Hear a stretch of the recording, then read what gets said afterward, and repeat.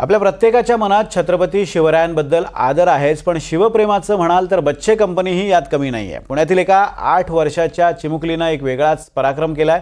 शार्विका म्हात्रे हिनं शिवप्रेमापोटी एक अनोखा विक्रम केलाय। आतापर्यंत तिनं तब्बल 122 गड किल्ले सर केलेत। इतकंच नाही तर या तरुणीनं या सर्व किल्ल्यांवरची माती सोबत आणून ती आपल्या आठवणीसाठी जतन सुद्धा केली आहे।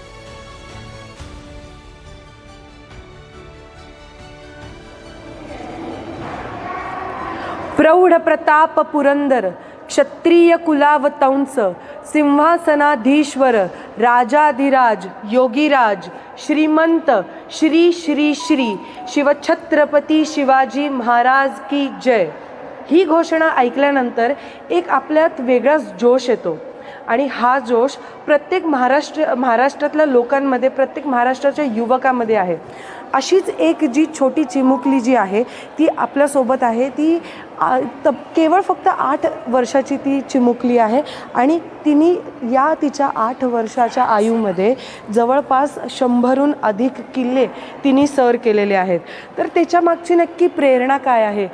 खरं तर ही घोषणा ती जगते, ही घोषणा ती अनुभवते। प्रत्येक किल्ला जो ती सर करते त्याच्यामध्ये ती ही घोषणा अनुभवते आणि तिच्याकडनं आज आपण जाणून घेऊयात की नक्की तिचे काय अनुभव आहेत।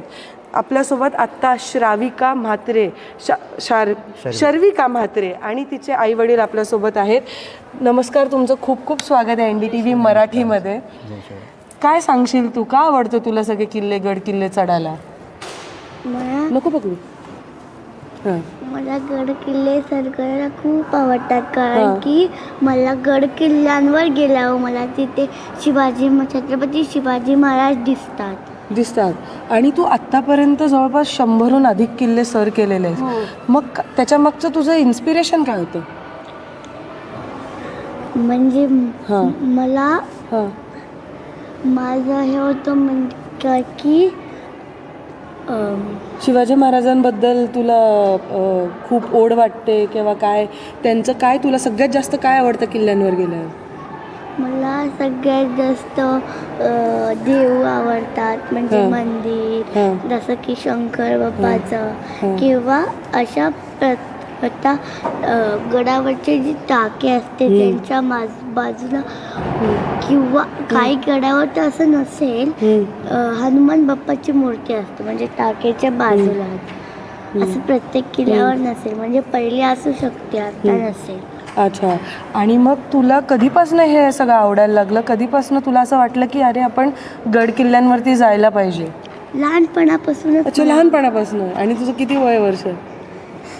माझा आता किती एज? काय तुझं एज मध्ये 7 वर्षाची? 8 चालू झाले। 8 चालू झाले। आता 8 वर्षाची मुलगी म्हणते की तिला लहानपणापासूनच खरं तर गड किल्ले सर करायची फारच आवड आहे आणि त्याच्या मागचं खरं कारण काय, कुठून सुरुवात झाली या सगळ्याला जाणून घेऊया तिच्या आई वडिलांकडनं। सर नमस्कार। खरं तर मला जाणून घ्यायचं आहे की शर्विका ही एवढी लहान आहे, 7 वर्षाची, आता 8 वर्षाची होईल, तर तिला कधीपासून या सगळ्याची आवड निर्माण झाली? मुळात तिच्या आईला आणि मला दोघांना आवड होती।